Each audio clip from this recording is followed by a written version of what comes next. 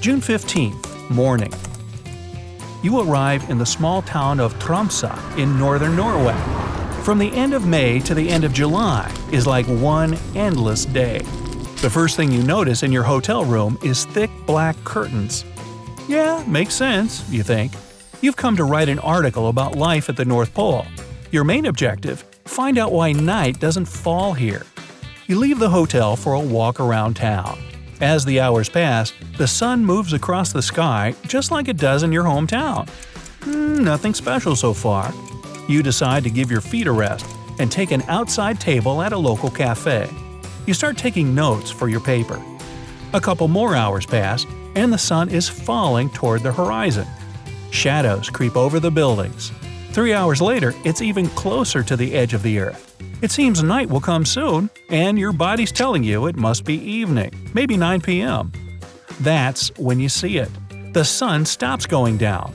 Without dipping below the skyline, it shifts sideways and continues to shine. You didn't even notice the day ended. It's 12:45 a.m.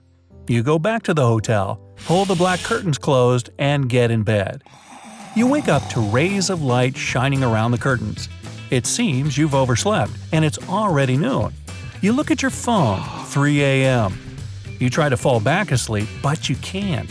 Locals might be used to this extreme lifestyle, but for visitors, it can be quite disorienting, like having jet lag that just won't go away.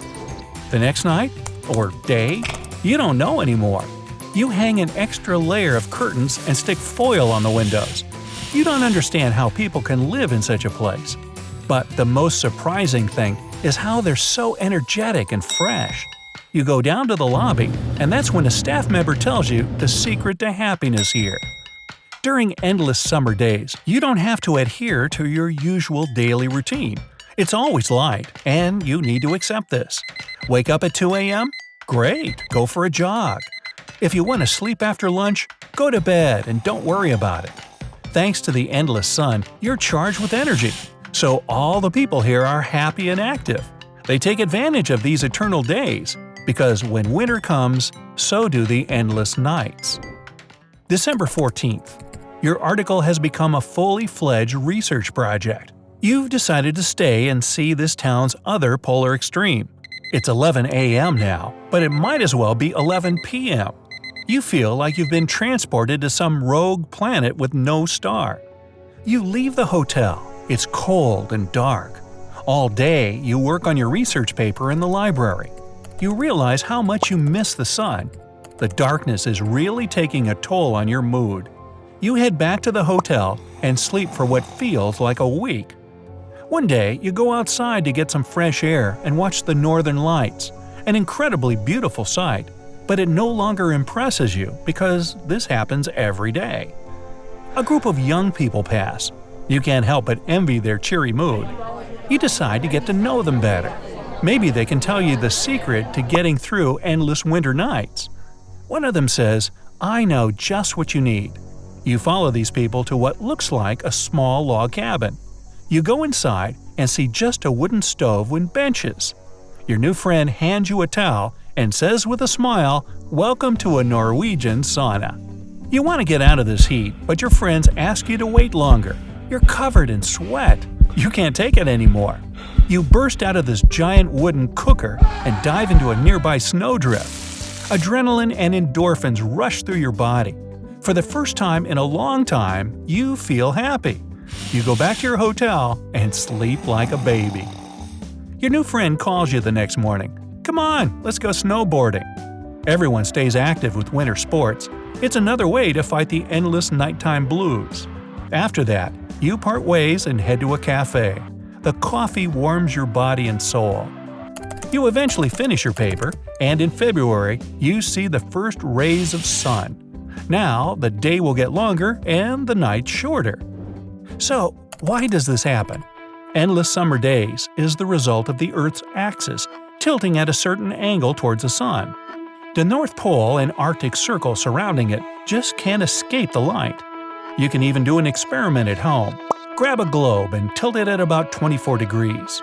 Now turn on a flashlight, point it at your globe from the side, rotate your little Earth, and you'll see the Arctic Circle stays in the flashlight's beam. For endless winter nights, just tilt your globe away from the flashlight. You'll see the Arctic Circle stays out of its beam. Rjukan in southern Norway also rarely sees the sun in the winter. It shines, but its rays can't reach the town because it's sitting down in a valley between two huge mountains. The town and its inhabitants stay in the shadow all day. To solve this problem, residents built 3 giant sun mirrors and put them high on the mountain. Now, when the sun rises, the mirrors reflect the light into a small patch on the town square. Hey, better than nothing. From the darkest place to the brightest, welcome to White Sands National Monument. Those endless rolling hills of white are actually crystals of gypsum, the material drywall and plaster are made from. The sunlight reflects off them brilliantly. The desert is 4,000 feet above sea level, so the sun shines especially bright here. Also, there are practically never clouds. Don't forget your shades. The Grand Banks of Newfoundland in Canada are where the cold Labrador Current and the warm Gulf Stream collide. The result? Towns on the coast get covered in fog for most of the year. According to the Guinness Book of Records, this is the foggiest place in the world. The humidity is pretty high, but not compared to the village where the rain never stops. Mawsynram, India is considered the wettest place on Earth. All the moisture that accumulates in the Bay of Bengal falls into this village. There are endless downpours. Locals get around under special umbrellas made of reeds. The village has a lot of lush green vegetation thanks to the rains. But the coolest thing here is the living bridges. They're created by tree roots growing out horizontally. On to the windiest city in the world. The strongest gust recorded here reached 154 miles per hour. No, it's not Chicago. Wellington, New Zealand sits right on the Cook Strait, a passage between the country's North and South Islands. Winds from the Tasman Sea blow into the gap. Because the area is mountainous, this creates a tunnel, and the incoming winds get stronger. Kind of like when you put your thumb over a garden hose. The water has less space to get through, so it comes out with more force. Constant hurricane-force winds do have their perks. They create steep waves that attract sailors, windsurfers, and kite surfers from all over the world. Also, the winds carry any air pollution away from the city. But most importantly, the 62 wind turbines installed on the hills feed the city with a constant supply of energy. Now imagine you're walking toward a mountain. It's night, a little chilly. Ahead, at the bottom of the hill, you see a wall of fire 3 stories high. This isn't a forest fire or a volcanic area, just magical flames that don't spread or burn out. Welcome to the land of fire, Azerbaijan. The strange burning hill you're looking at is known as Yanar Dag, Fire Mountain. It's been burning non-stop for decades, possibly even centuries. When you're standing here, mouth ajar at the wonder, you might catch the smell of gas in the air. Previously, the cause of the eternal flame was attributed to some sort of sorcery.